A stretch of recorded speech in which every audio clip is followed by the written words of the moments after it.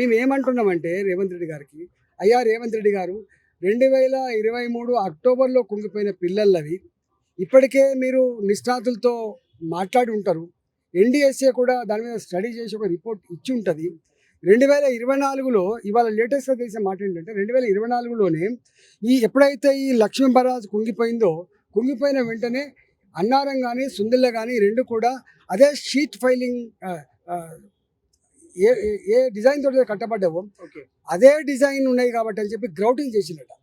Grouting అంటే ఎక్కడైనా బొంగలు పడ్డా ఇక్కడ లీకేజెస్ ఉన్నా కూడా అవి మూసుకపోతాయి.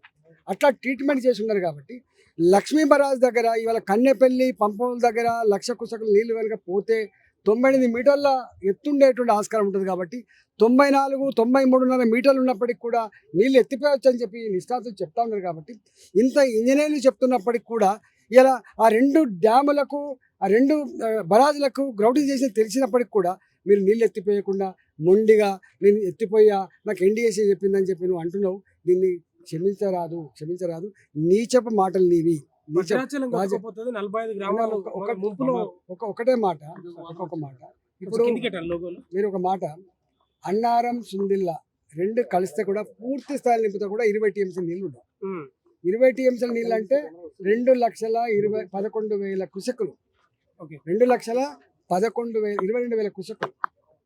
ఇవాళ 20 టీఎంసీల నీళ్లు 2 లక్షల నీళ్లు పోతేనే కొట్టుకపోతే 20 లక్షల కుసకులు నీళ్లు పోయినాయి కదా. మరి ఇప్పుడు ఎందుకు కొట్టుకపోలేదు? బట్టి మతి భ్రమించి మాట్లాడే మాటలు, ఆలోచన లేని అజ్ఞానులు మాట్లాడే మాటలు.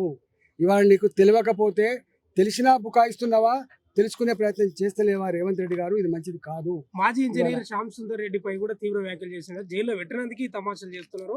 పెడితే తెలుస్తుండేమి కానీ ఆ వ్యాఖ్యలు ఎలా చూస్తారు సార్? శ్యామ్ ప్రసాద్ రెడ్డి గారు నిజాయితీకి నిలువుటెత్తు సాక్ష్యం, త్యాగానికి మారిపేరు ఆయన. గాయన పట్టుకొని బెల్ట్తో కొడతాం, జైల్లో పెడతాం. నీ చరిత్ర ఏంది, గాయన చరిత్ర ఏంది? నేను అంటున్నా శ్యామ్ ప్రసాద్ రెడ్డి గారి గురించి కానీ రిటైర్డ్ ఇంజనీర్ల గురించి కానీ నువ్వు మాట్లాడిన మాటలకు బేషరతు కనుక క్షమాపణ చెప్పకపోతే రేపు తెలంగాణ సమాజం నేను వదిలిపెట్టే ప్రసక్తి లేదు. ఇవాళ నీ చేతిలో అధికారం ఉంది, నీకు పోలీసుల కాపలు ఉండొచ్చు, కానీ తొండ పరుగు ఎన్నిదాకన్నట్టుగా నువ్వు ఎక్కడ పోతావు? నువ్వు 2020 మళ్ళీ ప్రజాక్షేత్రం రావాల్సిందే, దండం పెట్టాల్సిందే, ఓట్లు అడగాల్సిందే. గప్పుడు తెలంగాణ రైతాంగం నీకు ఏం ట్రీట్మెంట్ ఇవ్వాలి ట్రీట్మెంట్ ఇస్తారు. బెల్ట్ ట్రీట్మెంట్ ఇవ్వన్నా, ఇంకో ట్రీట్మెంట్ ఇవ్వన్నా ఇస్తారు వాళ్ళు. మిమ్మల్ని కూడా అంటున్నారు కదా, అంటే మీరు కిలాడి కమిటీ బీజేపీలో ఉన్నా కానీ బీఆర్ఎస్ వాయిస్ వినిపిస్తా ఉన్నారు. ఇంకా పాత చెల్లించుకుంటా. నేను ఏం అడుగుతున్నాండి? నేను అడుగుతుందల్లా అంటే మీరు పాత జ్ఞాపకాల్లో ఉన్నారు సార్. నేను ఒక మాట, నేను 21 సంవత్సరాలు నేను టీఆర్ఎస్ పార్టీలో ఉన్నా కదా. తెలంగాణ రాష్ట్ర ఏర్పాటులో మా పాత్ర ఏంది, మా త్యాగం ఏంది, మా కమిట్మెంట్ ఏంది తెలంగాణ సమాజం తెలుసు కదా. మొట్టమొదటి ఆర్థిక మంత్రిగా రెండవసారి నేను కరోనా కష్టకాలంలో ఒక ఆరోగ్య మంత్రిగా పనిచేసినాడు కదా.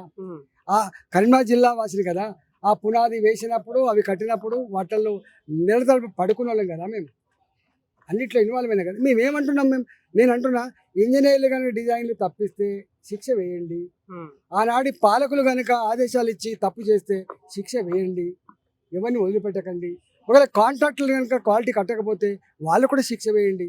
కానీ రాజకీయాల పేరిట రైతాంగం కళ్ళలో మట్టి కొట్టకు, రైతుల జీవితాలతో చెలగాట మాడకు అంటున్నాం తప్ప ఇదన్నా టీఆర్ఎస్ వాదన. మీరేం శిక్ష ఏమంటున్నారు? మేము సిబిఐకి ఇచ్చినాం, ఎందుకు ఉలుకు పలుకు లేదు బీజేపీకి అని చెప్తాను. ఏమి ఇచ్చినా కాదు, నువ్వేమిచ్చినావు చెప్పు. నువ్వు 1,00,000 కోట్లు అని చెప్పినావు కదా.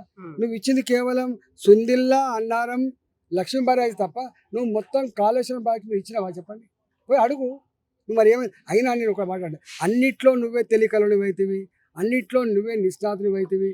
అనేక రకాల ఏజెన్సీలు, ఏసీబీ మన దగ్గరనే ఇంకా రకరకాల పోలీసు వ్యవస్థలు ఉండే. దేశం మొత్తంలో పోలీసుల మీద గొప్ప గురి ఉన్నటువంటి నువ్వు ఉన్నావు. మరి ఎందుకు నువ్వు విచారణ చేయించావు చెప్పండి? నువ్వు చేయించవచ్చు కదా, సిఐడి విచారణలో లేకపోతే ఏసీబీ విచారణలో ఏదో చేయించచ్చు, స్పెషల్ టీమ్ వేసి చేయించవచ్చు కదా. ఎందుకు అప్ప చెప్పినావు? ఎక్కడో లోపాయికారి ఒప్పందం వాళ్ళతో నువ్వు చేసుకోకపోతే ఇవాళ ఎందుకు ఇది అప్ప చెప్పినావు నువ్వు ఆలోచించుకోవాలి. ఓకే సరే, ఈ కాళేశ్వరానికి సంబంధించి కేసీఆర్ కు లేకపోతే హరీష్ రావుకు అప్పగించండి, దాని కథ ఎందుకు తేలుస్తామని బీఆర్ఎస్ వాళ్ళు చెప్తా ఉన్నారు సార్. ఆ వ్యాఖ్యలు మీరు మీ ఏ కోణంలో? నేను ఇప్పుడు వాళ్ళు చేస్తారు వీళ్ళు చేస్తారు కాదు, చేసే స్థానంలో ఉన్నది ప్రభుత్వం, రేవంత్ రెడ్డి.